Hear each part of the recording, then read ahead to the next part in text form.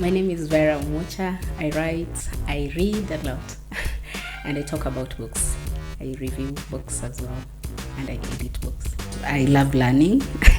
I enjoy the transitions. So I'm not the kind of person who was built for the traditional model of I went to school and I studied to become a teacher. Writing already transports you to a different kind of location, if so to say. But if you have been there, it's what we say about relatability. You're reading first to enjoy storytelling, if it's fiction we are talking about.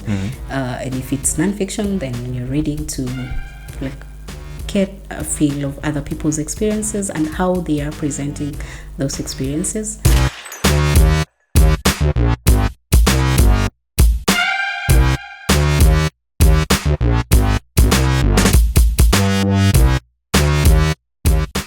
My name is Eric Rugara, aka Miyamoto Muswahili, and this is Conversations in Literature. Once again, another episode. We are here with Verah Omwocha. Verah Omwocha Dinda, or Verah Omwocha, is a prominent Kenyan author, editor, and book reviewer. She has authored several educational books for primary and secondary schools and won the 2018 Tito Livio Award for her short story, The Crescent Moon. Currently, she has previously served as the publishing manager at Writers Guild Kenya and has also published a memoir, Diary of the Miaha, which explores themes of marriage and personal growth. Omwocha holds a bachelor's degree in English language and literature at the University of Nairobi and an MA, Masters of Arts in English language and literature at Kenyatta University.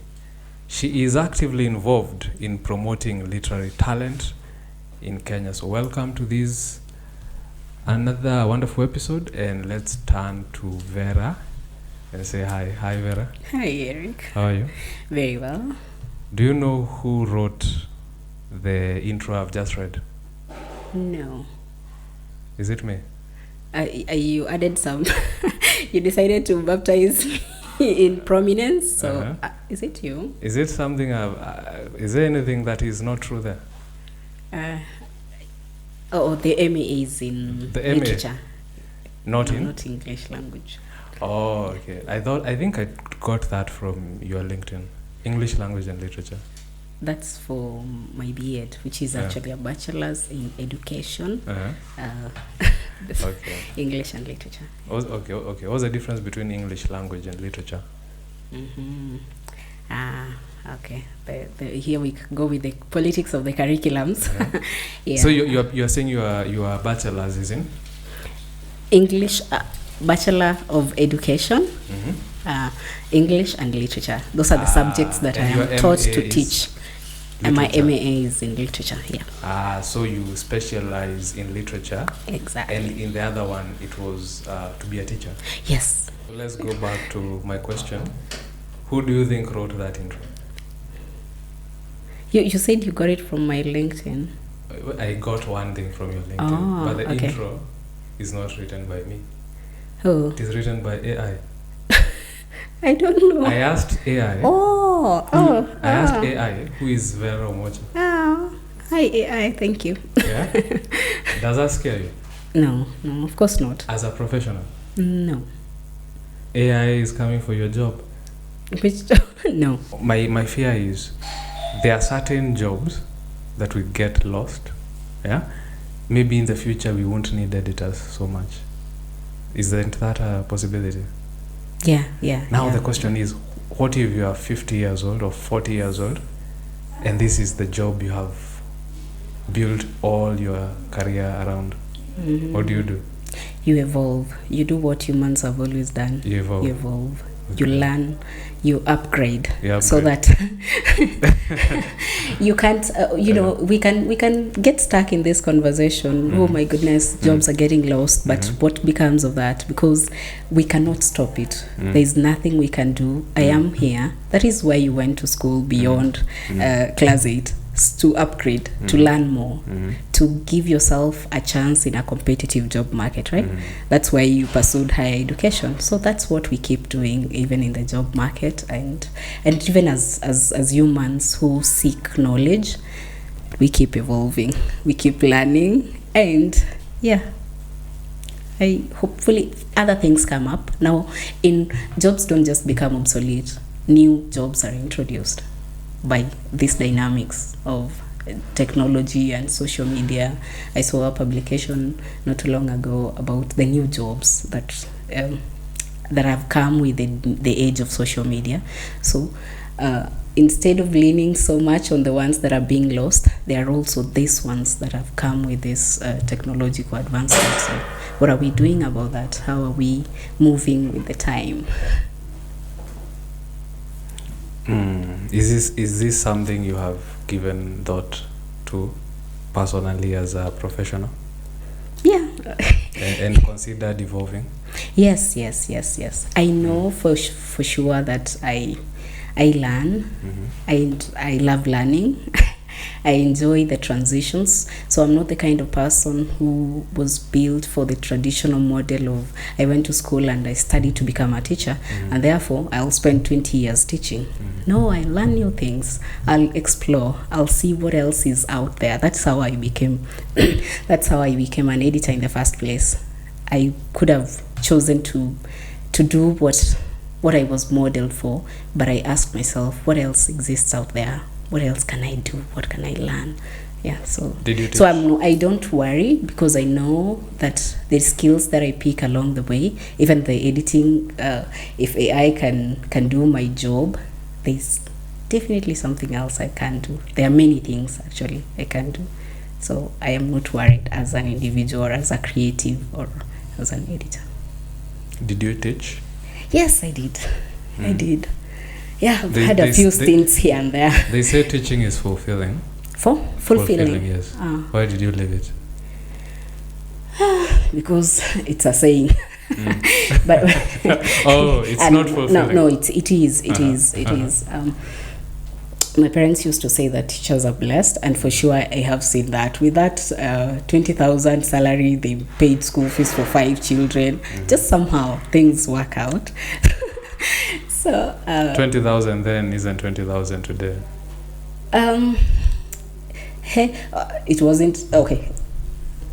Still, it was way below. It's not like it's a lot of money. Even then, like 10, 20 years ago, yeah, it was still like working. 2 incomes. Why are you sounding like you're speaking like I'm speaking from privilege? No, but okay, teaching is fulfilling. Yes. I just have troubles reconciling with how much teachers do, and how much they are compensated, and the dynamics that have come around the new system of learning. Yeah, there's of course a lot. The politics around the new curriculum and what the impact of that on teachers. Yeah, so I left because to explore. Okay. Adventurous. Okay. So you from teaching you got into literature. You write, you edit, you also give opinions on matters of literature, books and so forth. Yeah. So were you first a writer and then an editor, or were you first an editor and then when you were editing you thought I can do better than these people? Oh wow. I was a reader for nearly all my life, for as long as I could read, and then I became an editor, and then it was my boss, Dr. Matunda Nyanchama, who I was working with at the time, who as an editor you write reports to writers, so he thought that my reports were creative, they were well written, so he said, why don't you write for us? Oh, so basically it's what I said but now from another person's words. That I could write. So I realized when he told you this, what did you think? Did you believe him? Yes, a bit, slightly. Yeah. Okay. Yeah. So what did you start with? Was it a story, a poem? Oh no, education, curriculum. Okay. Yeah, Okay. that's like a children's story book, and then I went into curriculum books. But you see, that's basically just When was facts. this? 2016. Yeah, 2016. 2016. 2016, So- 17. 2017. Yeah, there. No, I met you in 2017 at there was a workshop for historical fiction, and that is when you won an award called the Tito Livio. Yeah. So you'd been writing for a year at this point. Not exactly. Okay. I put in. I don't know if I can term the curriculum writing. From what you are asking. So this was your first real short story. Gosh, now I really. Because need you to won know. an award for it. Gosh, I don't know. I don't know my journey. I'm trying to remember if I had actually written other short stories. Maybe. That's very impressive that your first short story, or among your first, won But an it's award. definitely among the first. Yeah. Won an award. But I had been Yes. writing book reviews. I don't know if that counts.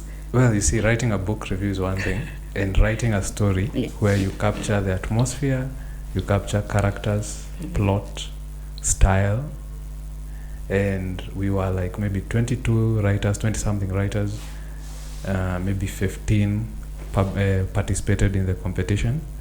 So out of that, you won the prize and got to go to Italy, right? So what did you see? What did I see?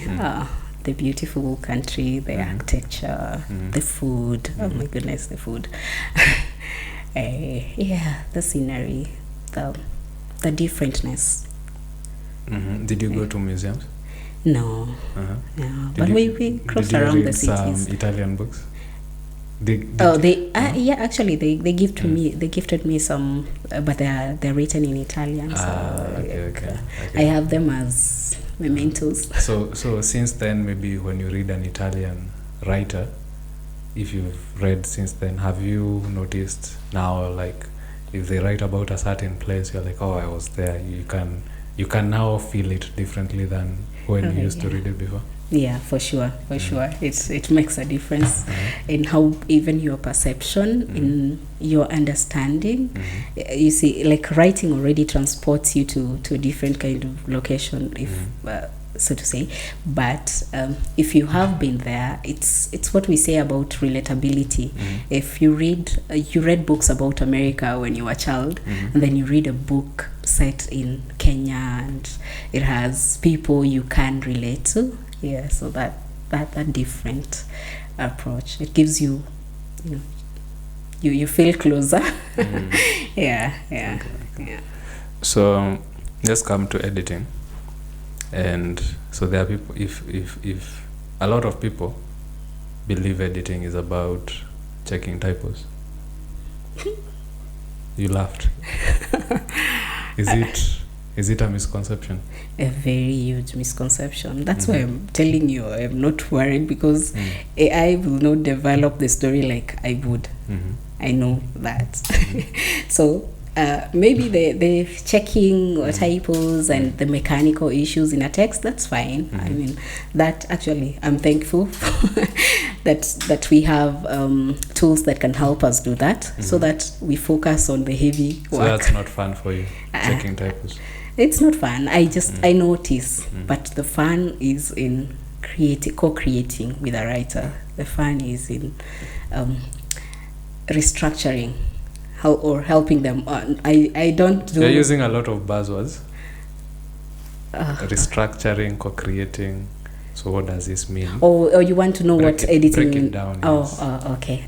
So okay. Let me put it in an example. I've brought you my novella. My novella about two rats who fall in love, and their parents I'd love to read that. and their parents are against the marriage. So help me develop this story Like as an editor, what do you do? Now you lost me. I was with you at the rats falling in love, but now where you lost me is the parents being against the love. I'm like, okay. Yeah, that's. Let's begin there. There's no story without conflict. Yeah.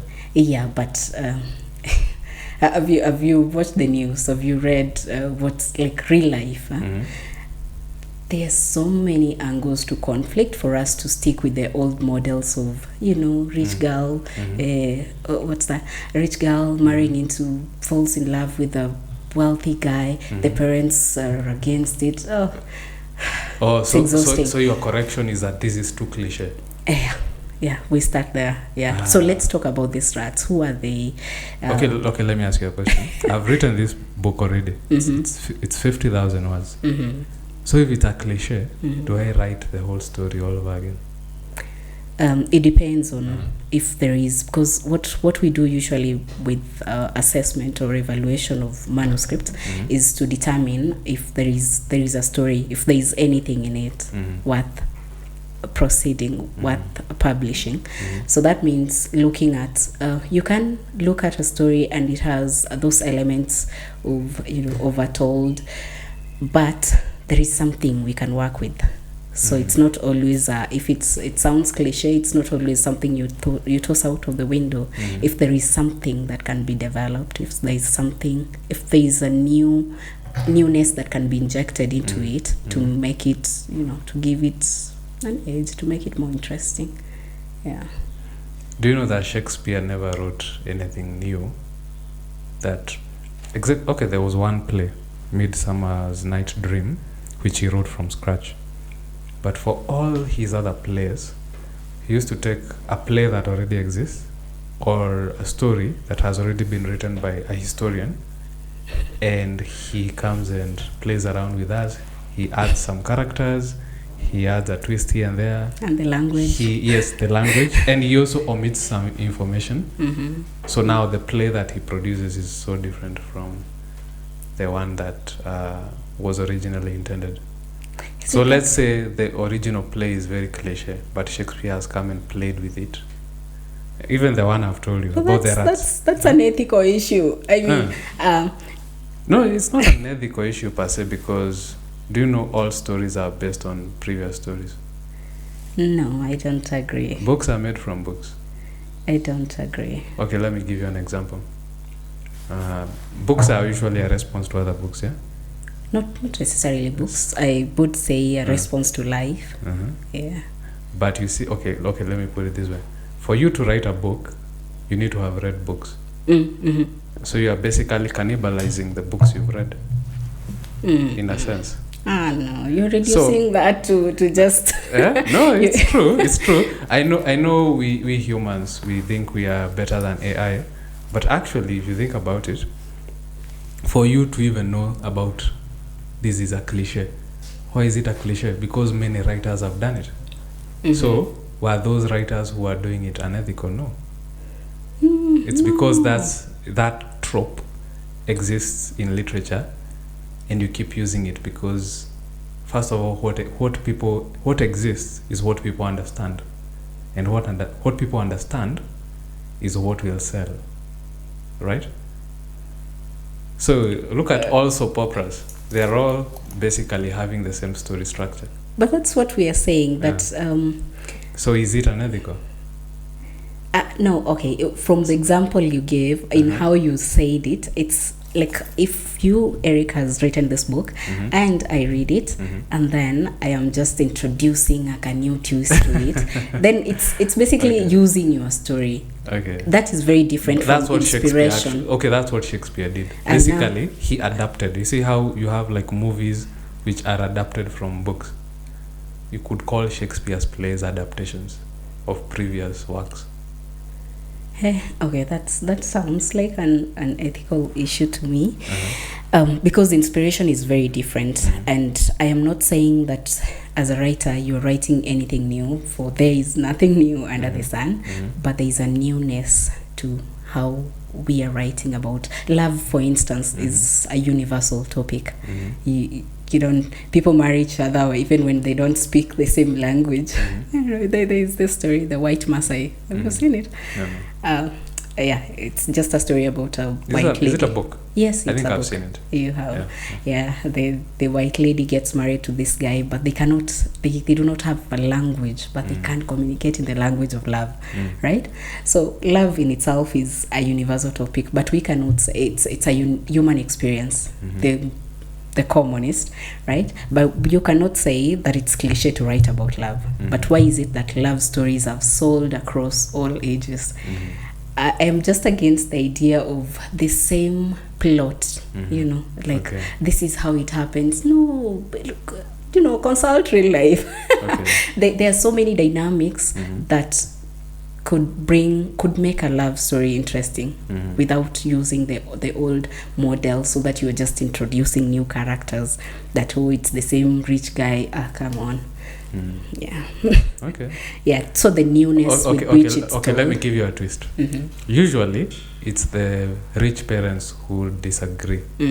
Now my twist. It's the poor parents now disagreeing. They are like, no, you can't marry into that rich family. Yeah. We don't like rich people. They are capitalists. Is that interesting, Exactly. Now, flipping things around and introducing a new angle, because we are lazy. New angle brings new ideas.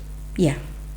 We are sorry? New angle brings new ideas. No, it could be the old idea. No, I mean, like, you see, I flipped it. Previously, now it was I'm about the excited to rich. read. You see, previously, the idea was the rich disliking the poor. But now I brought it a different idea. Poor people also have their own agency. And they also are capable of hating the rich. Exactly. And now you bring in the whole aspect of maybe their parents were Marxist revolutionaries. Marxist rats. You see, now you're doing it. Yeah? I hope that story. Please do that story. Now that's something I'm interested in. On this new dynamic. This is new. This is something exciting, worth pursuing. I don't think any reader wants to read something that they can already tell. In the end, the rich parents are going to have a change in perspective, or something will happen, and So what that story about the rats, and then it's the parents objecting, and then there is a motive. There is always characters, just like human beings, are motivated by something. Everyone wants something, even when they don't look like it, even when it's not. Okay, you have a question, but there is that, like, why? And so that helps the writer to get deeper, to peel the layers of these people and get into their soul, if that is achievable, but to not just give us abstract kind of characters. I don't know if that makes sense. This makes me wonder, is it possible for an amateur, somebody who's not been writing, to write an original story as their first story? Where original means? Original means it's not cliche. Because I think... Yes. Is it? Yes. Because from how I'm looking at it, you see, the first thing which comes to your mind is like a story which is a love story and so forth, as somebody who's not written. But you see, for somebody like you who's read a lot, evaluated a lot, you say, this is too cliche. Would this occur to an amateur, that this is too cliche, I need to think differently? Yes, it would, if you're interested in storytelling and you know what makes a good story. How would you know what makes a good story? As you're learning, so as you're writing, you're also learning. But it's my not first story. I hear you. I hear you. Because you see, the reason I'm asking this question is, we write on social media, and then somebody will tell me, you write such good stories, publish a book. Then I go and write a book, and because it's I don't go through a publisher, maybe I don't even go through an editor, so I only know that editors look at typos. So the only editor I have is the one who will look at typos. Yeah. So I go and publish this book, and apparently it's cliche. because there was no Verah to tell me this story is too done. We need something new. So, do you think that do we have a lot of books coming into the market, self-publishing, which have such issues? Yeah. There are. Yeah. No, you are smiling as if there's a story there. There's no story. Okay. Is it controversial? No, not. It's. Is it a controversial question? No, it's not. We're here to share opinions and talk about these things. So yes, I agree that there are stories that come out, and there are too many dynamics on that social media angle you bring in and self-publishing, because my only fight, and I do not traditionally fight, or I don't like real life conflict. I appreciate conflict in books, not real life. Is that we're just publishing for the sake of it. I've seen that. Of course, there is a lot of improvement now. Really, you were at the book fair. I don't know if you saw some books that wowed you. I did. So we are doing better, but we also have books coming out just because we now have the leeway and we can do it. So that's my only fight. That even if it's your first book, you need to. You cannot, okay, now let me tell you how serious this is. You cannot practice medicine before you go to med school, right? And you cannot operate on your patient and make mistakes that are non-permissible just because it's your first patient. It's expected that you have trained enough to know that this works like this. If I administer this medicine, this is what the effect is, right? But then when it comes to how we consume content and knowledge, we treat it like it's for nothing. So my only fight, or my only point of struggle, is that now we want but lower the standards. No, the reader, if you are buying a book, do you ask yourself, what was the reader going through at this time? Did they have enough money to pay the editor? You don't think about that thing, such things. You have bought a product, and what you expect is a good product, right? Just the same way you purchase anything and you expect that it's worth your money, that you have worked hard for. But when it comes to books and this, and they're very important to who we are, then we just want to, just slip them in and say and make a lot of noise, make excuses. But there really should be no excuse. You should train if you want to be a writer. And I'm not talking about master classes. How do I train? By reading, you start with what you can do. You can start by just engaging to read beyond. That's another conversation. Beyond the. You can read. You should be reading for leisure. Beyond that. And then now you're reading as an aspiring writer or as someone who wants to write. Yeah. So you have to kind of do both, find a balance. Or there are books that you will read and you will say, okay, this one is just to enjoy a story. But I also want to see how have other writers done it. So that's how you learn before all else. The best place to learn writing is to read. To read? Yeah. To read all books? No, you can't read all books. I mean, to read all sorts of books? No. To read certain types of books? It depends with your preference, what you gravitate towards, what you want to write about. So my only advice would be that if you're writing crime, you must have read crime. Only crime? No, not only crime. Like in the genre that you were interested in. Should I focus on books of genre? It depends. Now that's individual preference. Wewe ndo unajua unataka nini. Okay, let me put it clearly. The romance rats story I wrote about the rats. Yeah. It's a romance story, right? Should I only read romance books? No, of course not. In fact, that's a disservice. You should not only read what you want to write. Why? because now how will you get new angles if you're only restricting yourself? You're not just reading for research. Why am I reading? You're reading first to enjoy storytelling, if it's fiction we are talking about. And if it's non-fiction, then you're reading to like get a feel of other people's experiences and how they are presenting those experiences. Yeah. And then you decide what you want, and then now you can craft your reading journey or your reading interests for yourself. It's not something that should be prescribed. Are there must-read books? Oh, okay. At least not for me. I don't think there are. What about the canon?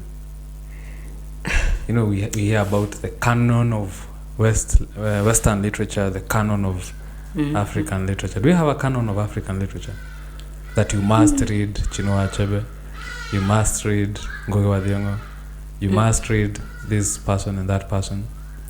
No, I don't think so. But it would be good. It would be good. If but who selects? Maybe notable works.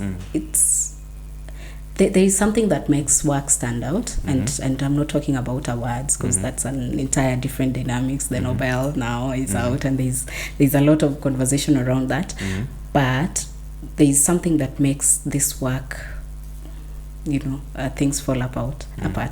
Yeah. So it should not be that you must read this or you must have read this for you to be a writer or for you to be a reader. Who says? Who has the authority to tell us that you must have read this? Not that you must have read to be a writer, but you must have read to have a working knowledge of what literature can do.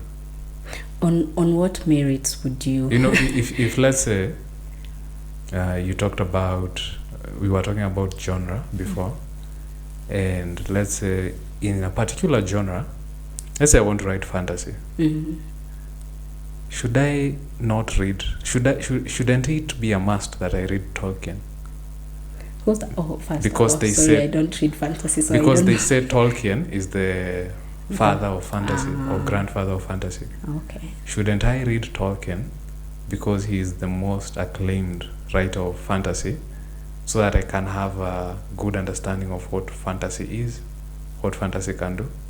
Yeah. Isn't that part of my research? It would be good for you, but I just don't think there should be there shouldn't be. The word must is what is problematic in my opinion, but it would be good for you. It would be good. Yeah, I think so. If I don't, it would be bad. You want to really push.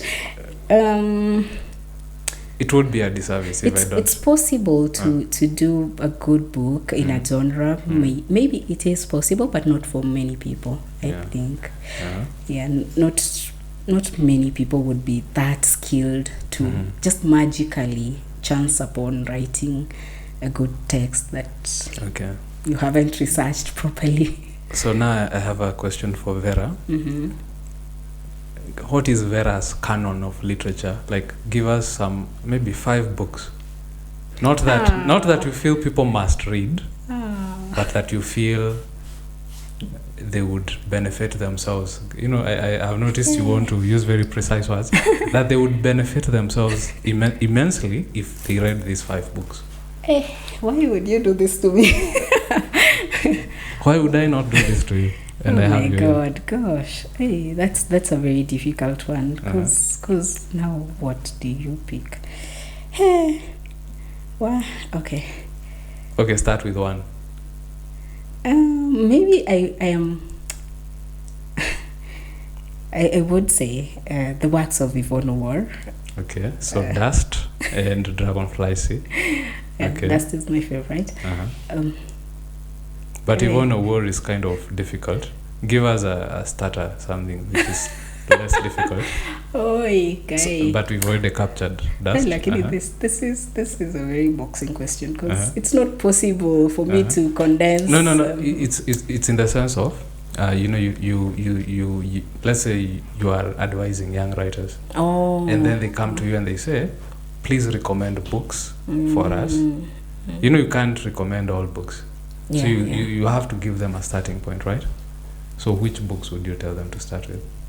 It depends on. I first ask what they want to read, in terms of. No, you see, it's not what they're reading. It's not what I want to read. It's I respect you as an editor and as a writer and your wisdom. So there are books that you read and you felt these books, they broadened my mind in this sort of way, and broadened my ability as a thinker, as a writer. Yeah.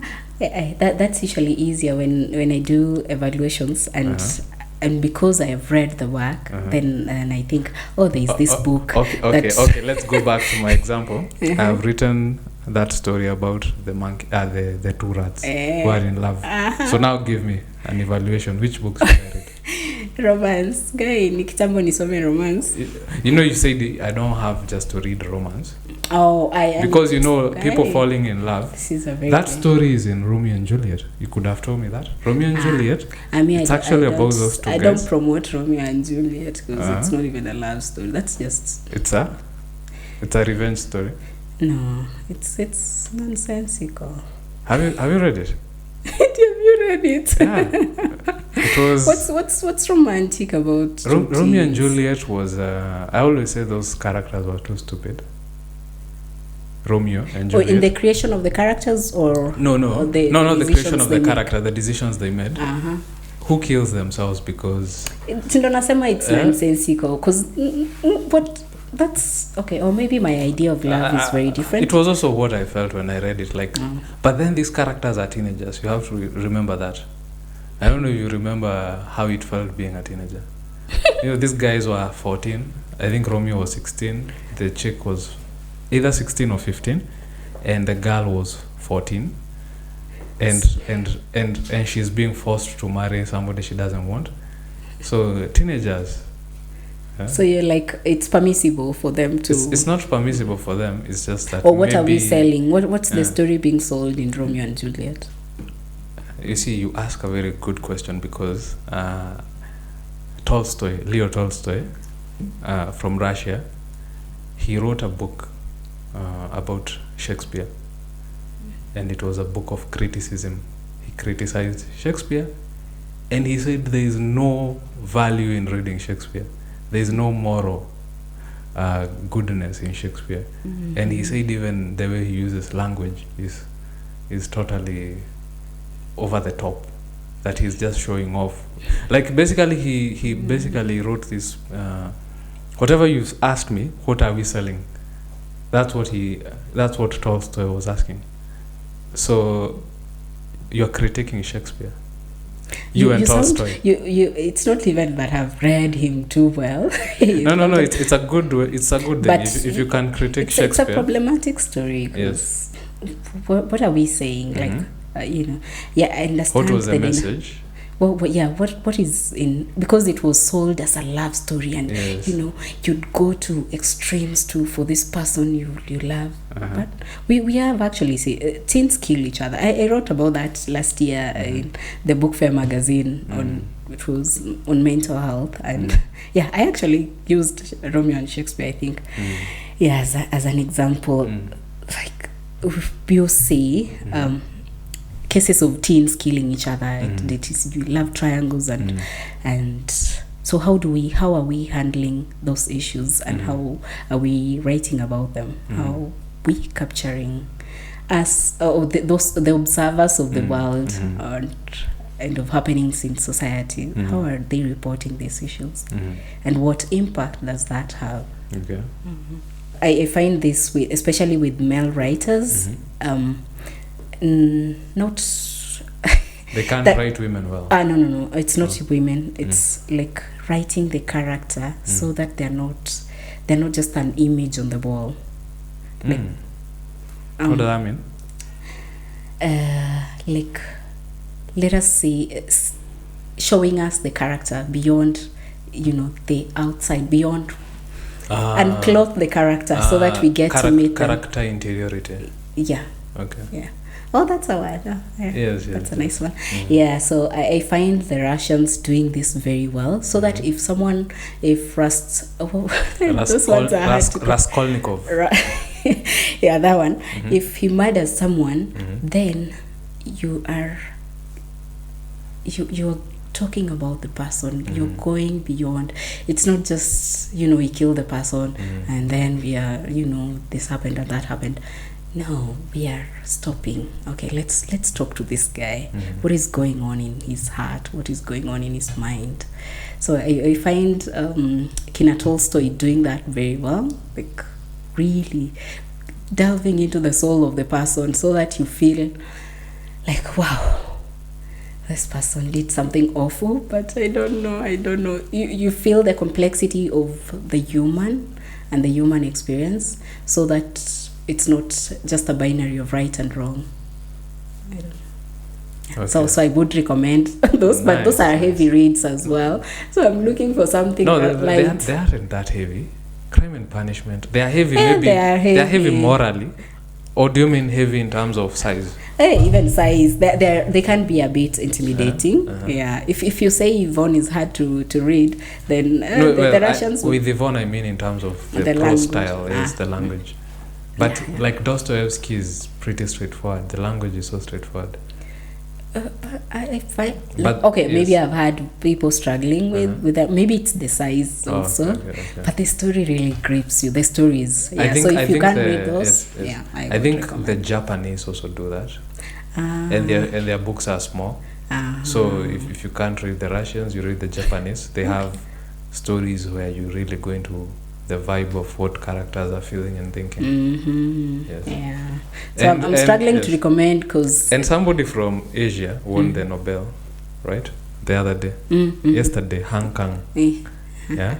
And from what I read of the synopsis of her novel, The Vegetarian, it's actually quite similar to what I'm saying about the Japanese. It sounds like it gets deep into ideas of personal identity and how you define yourself, and so much self-worth and so forth, and internal conflict. So I'm pretty sure if you read those people, maybe let's say people from the East, compared to the West, I'm trying to read less of the West. I like how you've broken it down, because you said it's if you somebody wants to learn how to write characters.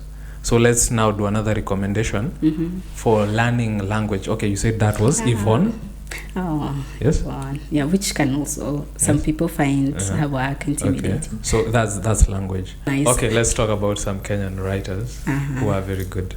Read Skolakini. Start with Hop, Skip and Jump. It's a very easy read. I recently read Cocktail of the Savannah by Shiko.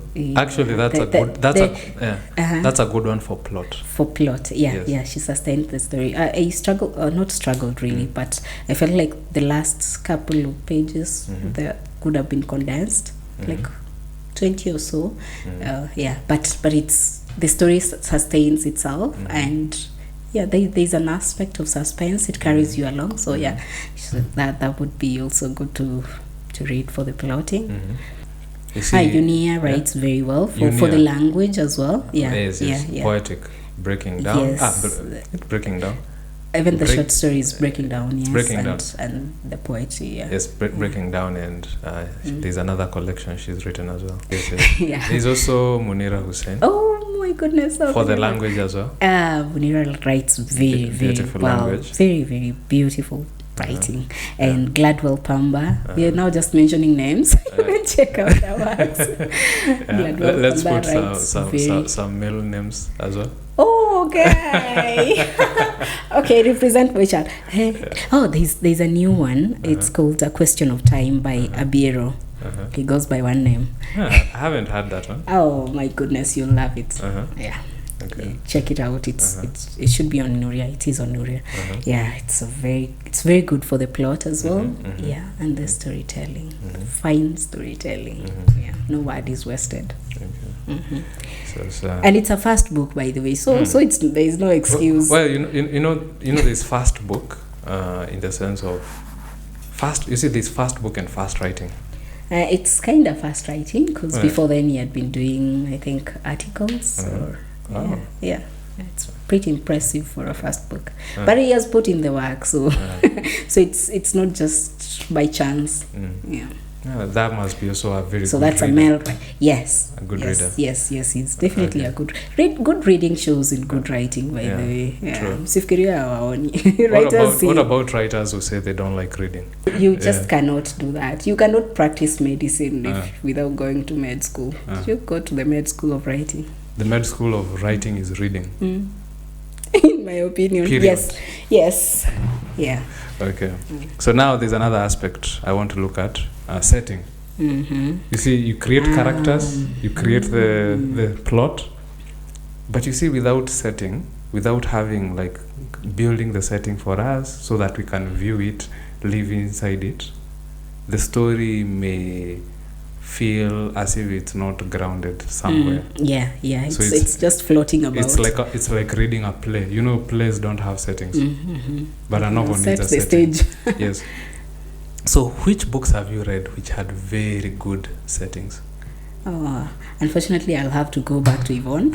I knew. You know, if you didn't mention Yvonne, I was going to mention her. Very good settings. Oh my goodness! Yeah. Wow! Yeah. I'm telling you, you go with her to North Hall, and you are there. Yeah. You are in the parched earth. You can feel the drought upon you.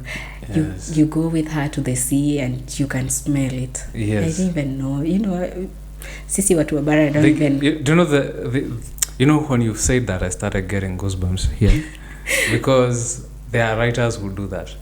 You read a passage. There's Yvonne. Yes. The other one I know is Cormac McCarthy. Actually, when I did my review of after I read Dust, I mentioned Cormac McCarthy because I saw that similarity. You see, when I read Cormac McCarthy or when I read Yvonne, and they are writing about a landscape, I feel if it's a forest, the forest is it's alive. It comes alive here. If it's stones, I almost feel as if I could touch that stone. Yeah. If it's a river, the river is more real than the rivers I know in my life. Because when you see a river, what's so interesting about rivers? But then there are writers who will make rivers look like the most amazing thing. Yeah. And it's a thing which No, I'm trying a lot to of remember. writers don't do. Yeah. Setting. Yeah. And also with that delicate balance of it not overshadowing the you can do it too much. Yeah. And readers Because it's get a lost. backdrop. Yeah. We want to see you, but you're not. It's like going backstage. And some writers go backstage and leave there, forget to come back to the surface. There's this writer, I'm forgetting his name. He said he was giving advice, and he said never start a book with weather. Oh. What do you think of that advice? Ah. Because he basically saying, meant yes. No, I see it in so many books. Okay. I don't know if it's a bad thing, unless. Basically, what was the argument? Is Elmo Leonard? I've remembered his name, Elmo Leonard. So his argument was basically, actually, a lot of the things that we love in books, he didn't like. There's this thing he calls, I don't remember what he called it, where the writer just goes into like a philosophical psychobabble talk. And you see that with the Russians a lot. So he doesn't like that. So he wants the book to stay around the dialogue. So his books are full of dialogue. But that can also get a bit obsessive. Yes. No, that's a reader preference, I think. Last year I remember reading a story of mine at some party, and this one writer told me, I don't like the dialogue, it's too much dialogue. So the advice was, do less dialogue, do more into now the character interiority. So instead of a lot of dialogue, you have people, the character interiority is good, or describing the settings and so forth. So I feel like Elmo Leonard had it wrong, because his books, feel like that's a preference. His books are good for reading once. Oh, okay. Yeah, because the first time you read a book, you're following the story. The second time you're reading a book, you want to live in the story. And if you're good at doing the settings and so forth, like Yvonne, probably now the second time you will now start noticing some richer things you didn't notice the first time. You already know the story, so you want to experience the world of the story once again. Yeah. Oh, you spoke about dialogue. I gave this feedback just this week, actually. to a writer, and felt like the dialogue was not dialogue. It was more like question and answer. It's wooden dialogue. It's so if you do that, then it becomes boring. I think but dialogue can be balanced in a way that even when it looks a lot, it doesn't feel a lot. My trick for doing dialogue is to, you see, when you I know what you mean when you say question and answer. What it usually means is that the dialogue actually sounds as if it's coming from the same mind. So the thing to do with dialogue is to ensure there is tension. So that tension will make you aware that these are two characters. So for instance, if I ask Verah a question like, these two characters, it's Eric and Verah. So Eric asks Verah, can we eat lunch now?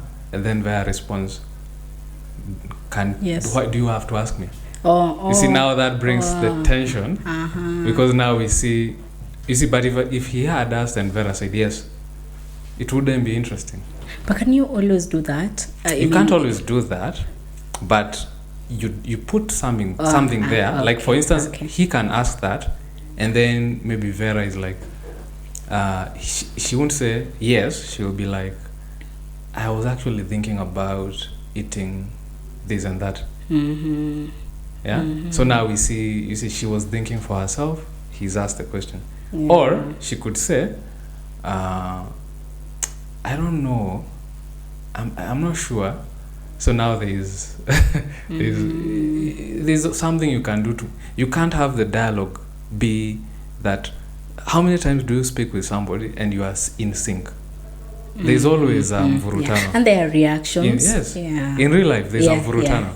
My husband because what I'm feeling is not what you're feeling. Exactly. So good dialogue captures that. It so does. it becomes less like dialogue and becomes more like a dance or a fight. Yeah. You should do a masterclass. On I'm good at this. Okay, thank you. I was thinking my husband likes me to look at him when he's talking so that he can see the faces that I am making. So that communicates a lot.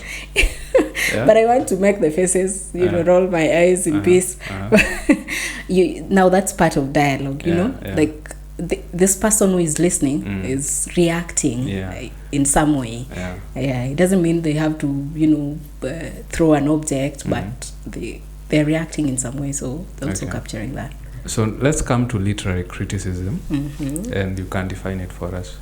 It's response to it's engagement with literary works and responding to them.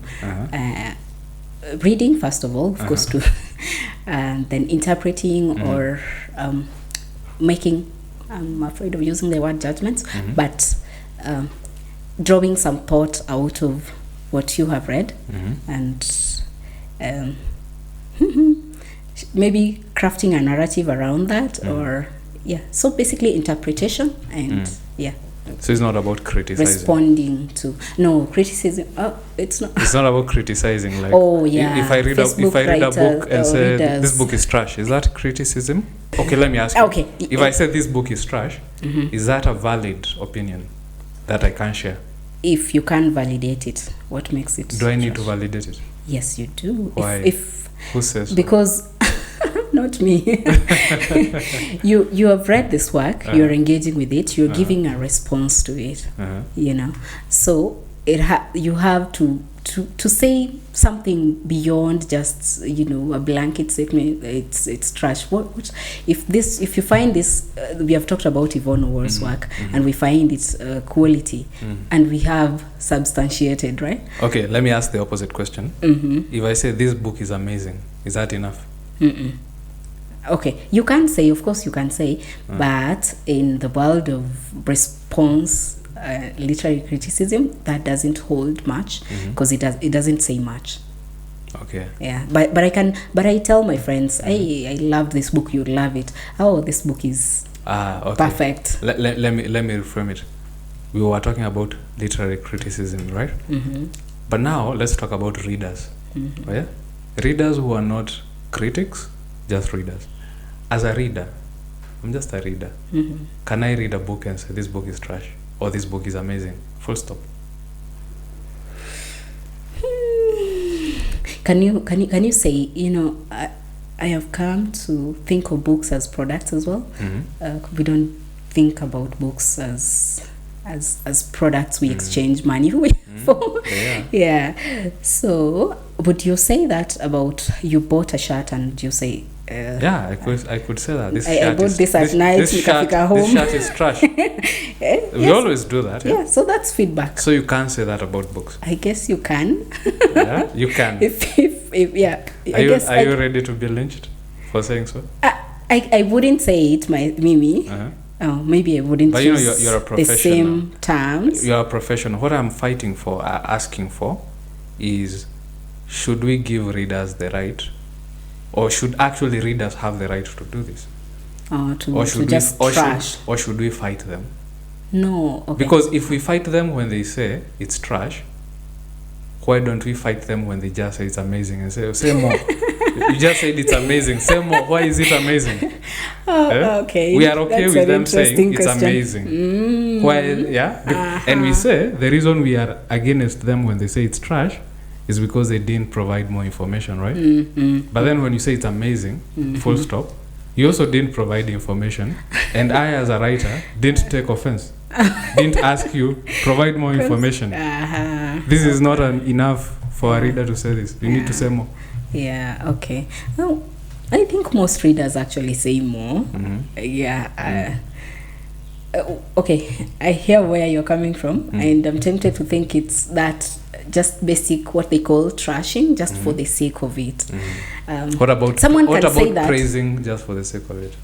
And now also that's problematic. Like my friend Verah has written a book, and it's so amazing. Go and buy it. Yeah. That's very problematic, because then we are perpetuating the cycle of poor quality, and we'll just keep living in the mud. It's the same thing we do with we were talking about the conversation about food and exports. The kind of products that we export are the best. An avocado should not have a blemish. In fact, they are polished, I think. To they have to be perfect. That's what we are exporting. But then how come when it comes to us, we are just comfortable consuming that word you used? It's not fair to our minds, and it's because we don't think of these products as feeding our minds, which is very, very sad. Should there be a protocol of having an opinion about a book? No. You should just have an opinion. No, because someone can say this book is amazing without having read it. So there's also the question of atali soma kweli. You must have seen comments of someone saying substandard, but have you read it? Yeah. So that's where the problem comes in. I don't think it's something that should be gatekept, this interaction between readers and writers. I would still just say let's reason as human beings and interact like human beings. So if I am saying Eric's book, if the reading experience for me was lackluster, I can't say because of this and this. Okay. Yeah, if you want to give feedback, then give feedback. Why would you use one? Why shouldn't we have rules? Communities have rules. Who would draft the constitution? You.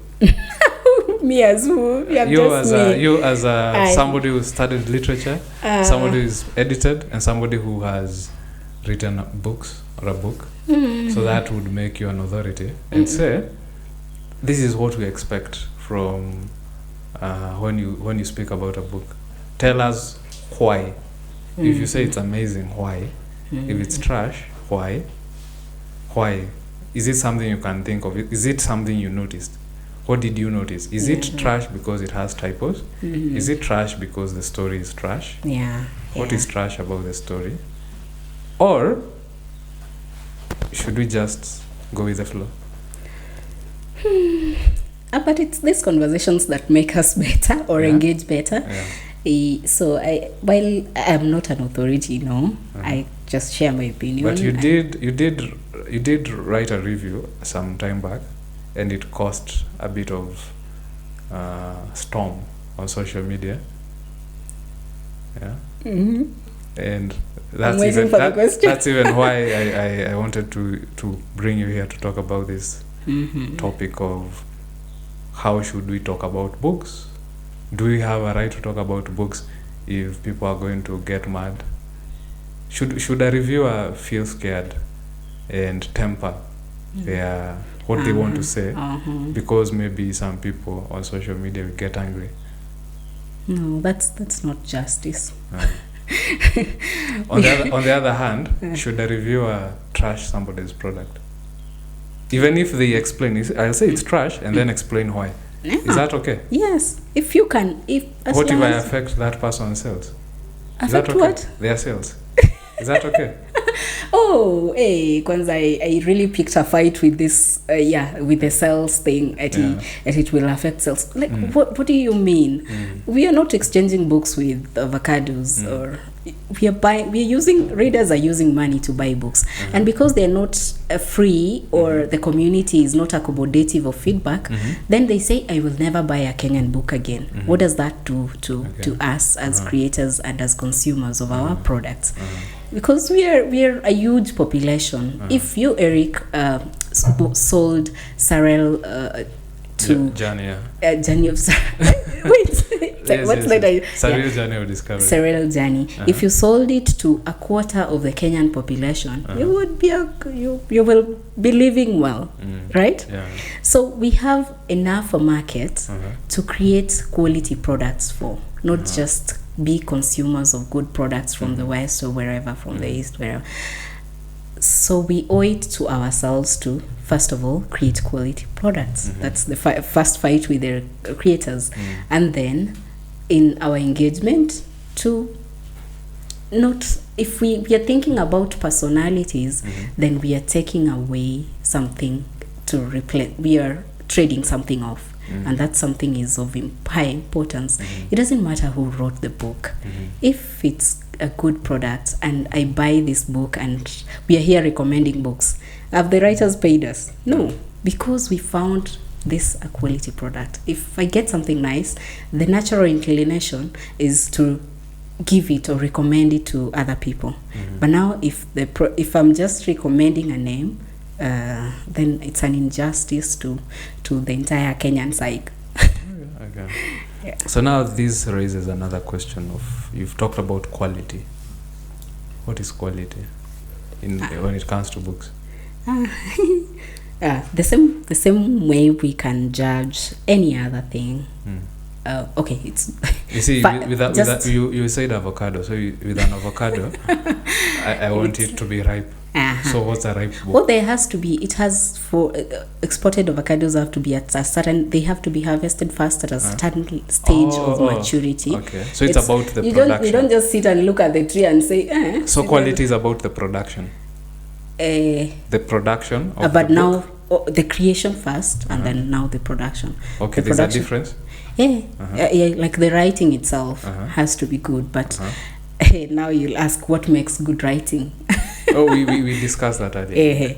Yeah, so if it's good writing, then sometimes good writing is lost in poor production. Okay. Yeah. So what are some usual mistakes in production that make books not quality? The hurry. We are in too much of a hurry. I don't know who gave us a deadline, but we are too much in a hurry to publish. We just want to hit publish, which means that we are shortchanging the process. Good quality books take the only reason you find very rarely mistakes in books that were done in the 18th century, for instance, is because it's not because they were written zikiwa evil perfect. It's because they have been worked on over time. What kind of working? Editing? Of course, there is the development of the manuscript. There is the entire production, which is not printing. Kenyan writers. Not printing. It's not printing. But printing also is the last stage. It's also part of quality. Yeah, of course. I am just saying, which sometimes those two words are also used interchangeably, publishing and printing.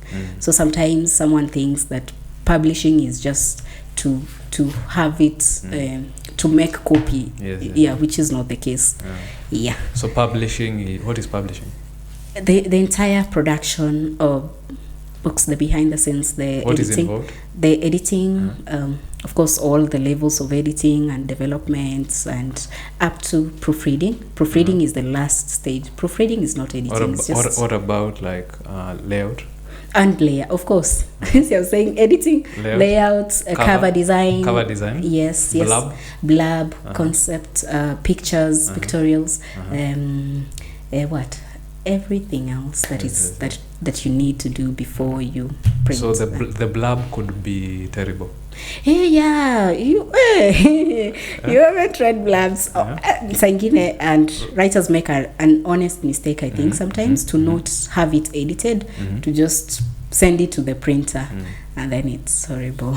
Okay, so what about printing mistakes? Printing, for instance, pages coming off. The print quality. What about the print is good, but maybe let's say the pages are just white. White. White paper. Okay, print is white paper for novels. It's not it's not recommended. Yeah, it's not recommended. There's an entire. I'm told there's an entire. Or you have like an A4, like something like this for a novel. Yeah, this. So there are sizes. That is bad quality. Yeah. There are or problem. There are standards that writers need to be aware of. That there is a recommended paper quality, grammage, color of print for different kind of books, for novels, for academic, and so and so, and then print quality. They also the cover, the size and the grammage, things like that. So it's an entire thing behind the scenes that comes before we have a complete book. Okay. Let's talk about like reading. How should one read? I have a book on how to read, but I have not read it. I don't know if you've seen it. Okay, that's a good one. That's a good. I will read it eventually. But I don't think there's one way to read or consume. There's a book I saw. It's titled "Reading Like a Writer" or something like that. No, that's on the research. If you strictly, like the second time you're reading a book, to look at the sentences, to get the flair, to what about reading like a critic? You're reading with the extra eyes, to you're reading more, you're going beyond the surface. You're thinking about theory, you're thinking of how have women been presented in this text, and such. Is it okay for like an ordinary reader to also read like that? Yeah, if you want to. There isn't one way to read. Yeah. But if like an ordinary reader doesn't learn how to read that way, aren't they remaining at like the outer layer of what a book has? Or if they are not reading in depth. But unakumbuka in English lessons we did types of reading, I think. No, we did. You did skimming, scanning. We studied that. Is on campus? No, it's not campus. High school. You types of reading. I don't remember what they're titled, but scanning, skimming, how to read text. Actually, yes, it's how to read text. So if you're just looking for specific types of information, for instance, if you're researching and academic content, skimming, scanning, and reading between the lines, reading each word independently. So depending on what you're looking for, again, I think readers think, even if they don't respond, they're thinking about these things, because what a book does is it gives you something to work with. Your mind, as you're reading, is also working, ingesting that processing the information like a computer. So even if they don't say they have read in depth, you've acquired something, you have thought about something, and sometimes it can be in your subconscious perhaps, or like you're not actively thinking about it, but it sticks with you.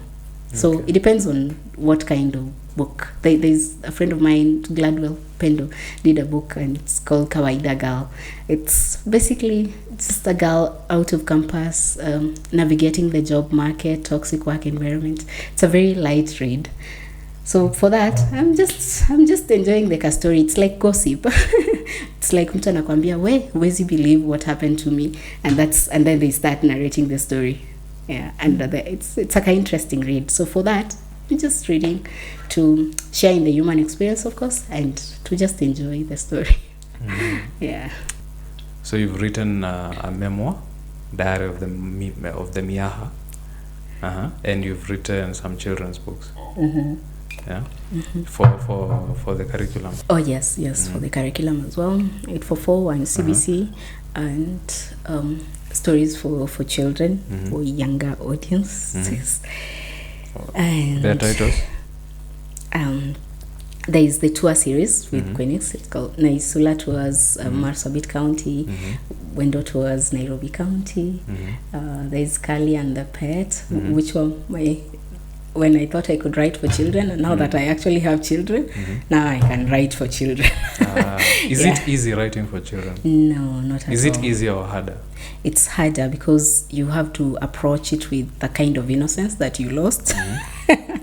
So you have to So it's harder, not just in the language, but also conceptualizing it. Exactly. Okay. Yeah. Okay. Not just the language. What about a memoir? No, that's not hard to do. I journal, so that's easier. Was it hard for you to you see, memoirs, you're basically writing about yourself, so it's not a character. So if I read your memoir, I'll say, now I know you. No. Did you feel some shyness, like putting this out to the public? Yeah, but now I'm doing my second one. I am not shy at all. Yeah, it was interesting. I think the first one I wrote it primarily for me. Ile tunasema hiyo kitu lazima ilikuwa initoke. And now I'm actually doing another one, and I'm loving it. Okay. I don't think I am worried or like shy.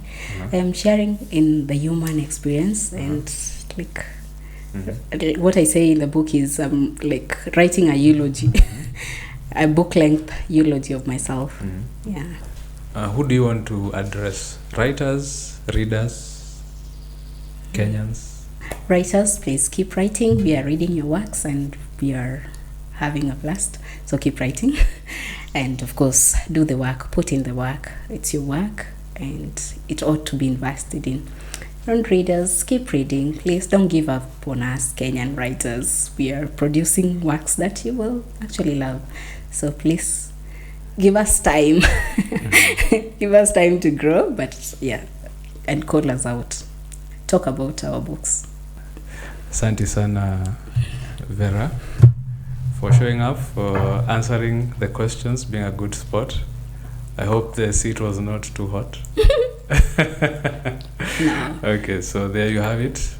This was Conversations in Literature, another engaging episode, and we'll keep doing this. So subscribe to the channel so that we can continue having these episodes. My name is Eric Rugara, aka Miyamoto Mswahili, and this is Conversations in Literature, sponsored by Nairobi Academic Press.